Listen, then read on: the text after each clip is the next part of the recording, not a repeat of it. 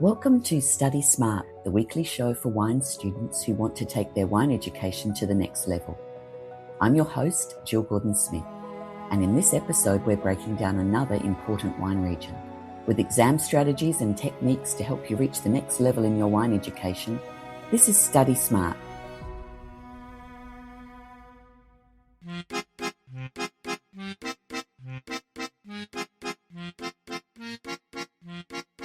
Welcome back. Today we're moving across Bordeaux to the right bank. And while the left bank is dominated by gravel soils and Cabernet Sauvignon, the right bank is shaped by clay, limestone, and Merlot. The wines here are generally softer, fuller, less aggressively tannic, and often more approachable earlier than left bank wines. But once again, almost all of those differences begin with soils and ripening conditions. So what is the right bank? The right bank refers to vineyards located north and east of Dordogne River. The two most important appellations are Saint-Emilion and Pomerol. And these wines are usually Merlot-dominant blends. And compared with the left bank, Cabernet Sauvignon plays a much smaller role. The right bank still shares Bordeaux's moderate maritime climate, so growers still face rainfall, humidity, fungal disease pressure, and vintage variation. But many right bank vineyard sites are slightly cooler, and this changes which grape varieties perform best. So one of the defining features of the right bank is clay soil. Clay retains water much more effectively than gravel, so this creates cooler and wetter soil conditions, and these conditions suit Merlot. Merlot ripens earlier than Cabernet Sauvignon, so in cooler soils and cooler vintages, Merlot can still achieve successful ripening. Cabernet Sauvignon struggles more here because it needs additional warmth, longer ripening, and better heat accumulation. Limestone is also extremely important on the right bank because limestone contributes drainage, freshness, acidity retention, and structure. And this is important because Merlot naturally produces softer acidity, richer fruit, and fuller texture. Limestone helps maintain balance and prevents the wines from becoming overly heavy. Again, this is a perfect example of soil influencing wine style. Merlot is the dominant grape of the right bank, and there are several reasons why. Firstly, it ripens earlier, and this reduces the risk of poor ripening in difficult vintages. Secondly, Merlot performs especially well on clay soils. And thirdly, it naturally produces a softer style of wine. So Merlot contributes plum, blackberry, chocolate, softer tannins, richer texture, and fuller body. Compared with Cabernet Sauvignon, the wines are generally rounder, less austere, and more approachable when they're young. Cabernet Franc is also very important on the right bank, especially in Saint-Emilion. Cabernet Franc ripens earlier than Cabernet Sauvignon and contributes freshness, floral aromatics, red fruit, perfume, and structure. And in cooler years, Cabernet Franc can help maintain aromatic lift and acidity. Saint-Emilion is one of Bordeaux's most famous appellations. The vineyards sit across varied limestone, clay, sand, and gravel soils. And this creates considerable variation in wine style. But overall, the wines are generally Merlot dominant, medium to full-bodied, structured, and capable of long aging. The limestone plateau sites often produce particularly fresh and elegant wines. Nearby Pomerol is much smaller but extremely prestigious, and Pomerol contains some of Bordeaux's most famous clay soils, including blue clay deposits, and these soils retain water extremely effectively and suit Merlot exceptionally well.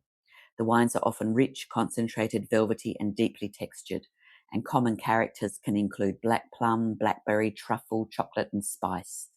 Pomerol wines are usually amongst the richest wines of Bordeaux. Some areas of the right bank also contain sandy soils, so sand drains easily and tends to produce lighter wines with lower tannin and less concentration. So these sites are generally less prestigious than limestone and clay plateau vineyards. Because rainfall and humidity remain high, disease pressure is still a major issue, so growers use canopy management to improve airflow, sunlight penetration, and drying after rain.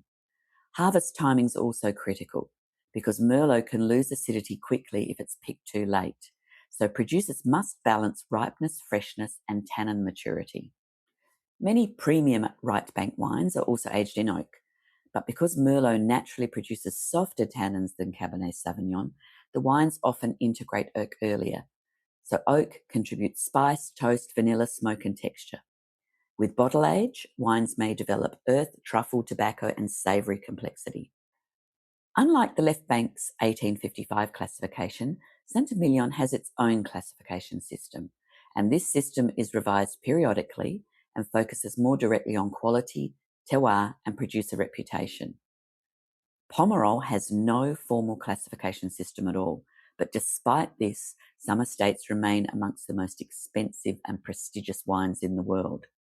So for a final exam focus, the right bank is another excellent example of soil influencing grape suitability. So examiners want you to explain why Merlot dominates cooler clay soils, why limestone helps preserve freshness, why Cabernet Franc is important, and why right bank wines are generally softer than left bank wines. The strongest answers always connect climate, soil, grape, and wine style. So our final takeaways. The right bank is shaped by clay and limestone soils. Merlot's dominant, and Bordeaux's maritime climate. Clay flavours earlier ripening Merlot because it retains water and remains cooler. Limestone preserves acidity, freshness and structure. Merlot produces softer, fuller and richer wines with plum fruit, velvety texture and approachable tannins. And Cabernet Franc adds freshness, perfume and structure. And together, these factors create wines that are often more generous and approachable than those of the left bank, while still capable of excellent aging. So far, we've explored how memory works, why forgetting is normal, why your brain needs focused study with proper breaks. So today we're going to tackle a study habit almost everyone has tried at some point, and yes, it usually involves panic. So today's idea is this. Cramming can help you perform tonight, but it rarely helps you remember next month. So cramming creates short-term performance, not long-term learning. Now, to be fair, cramming can feel effective. You sit down for hours, you absorb a huge amount of information, it's intense, it feels productive, and sometimes you can scrape through a test. So what's the problem? The problem is your brain doesn't learn best through overload. When you cram, you're flooding your working memory with information faster than your brain can organize it, and that creates mental traffic. And when working memory gets overloaded, learning becomes shallow. Think of it like trying to pour an entire bottle of wine into a small tasting glass. Some stays in, but most spills everywhere. So neuroscience tells us that strong learning needs time. Time to retrieve, time to forget a little, time to revisit, and time to consolidate. And that's why spaced repetition works far better than one giant study session. So let's bust the myth. The myth is, if I can remember it tonight, I've learnt it. Not true, not necessarily. Short-term recognition is not durable memory. Your brain can temporarily hold information under pressure, but without retrieval and spacing, much of it disappears fast. So here's your experiment for this week. Take one topic you'd normally cram, and instead of studying it all in one sitting, split it across 3 shorter sessions. So one day, learn and retrieve. The next day, retrieve it again. The next day, test yourself. Same content, different timing. Then notice what feels easier to recall. And yes, the spaced version may actually feel harder at first, and that's normal. Effort often means better learning. So here's your reflection challenge. Am I studying to survive the next test or actually build knowledge I can keep? Because learning is not about information surviving until midnight. It's about memory surviving beyond the exam. So see you next week for another Study Smarter tip and another session on a wine region. Thank you for listening to Study Smart. If you're ready to take your wine education to the next level, why not visit the Italian Wine Academy at italianwineacademy.org. Don't forget to tune in next week when we'll be exploring another important wine region. Until then, chin chin with the Italian wine people.